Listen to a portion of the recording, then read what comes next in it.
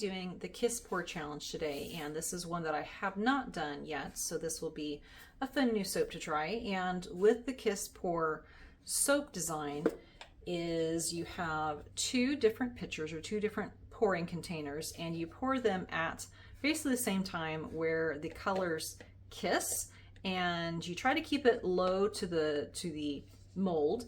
So you end up with some feathery swirls and different things in there. It should make a really neat design. So what I'm doing, I'm going to be using my typical 20 bar batch recipe. I've got a slab mold here because I'm doing this for the Soap Challenge Club.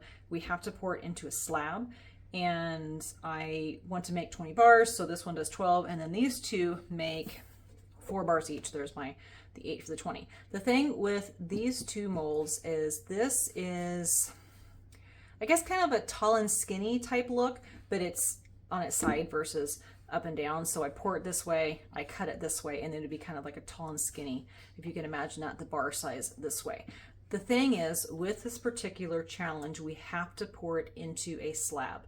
So I don't have any big slabs where I can pour them 2 bars deep. I'm gonna make this one again, but I have, let me grab it real quick. I have this mold that I can do 2 bars deep, but I want to keep this for the other batch I'm going to do because I only have one of these. So anyway, the problem with this particular design is, since I'm doing it 1 bar deep, your main design is on the surface.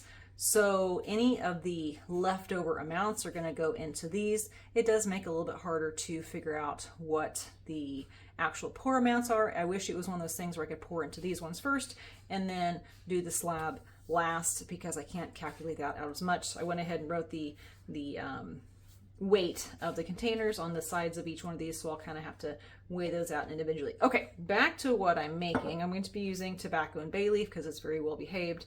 It smells amazing. I'm going to do 5 different colors. One of them will be uncolored. This does discolor to a tan, but for my colors, I have black from Rustic Essentials that's owned by Wholesale Supplies Plus. I have copper mica. This is from Brambleberry.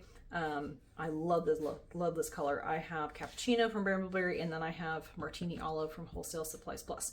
So let me go ahead, move things around a little bit, get gloved up, and then we'll make the soap and see how it turns out.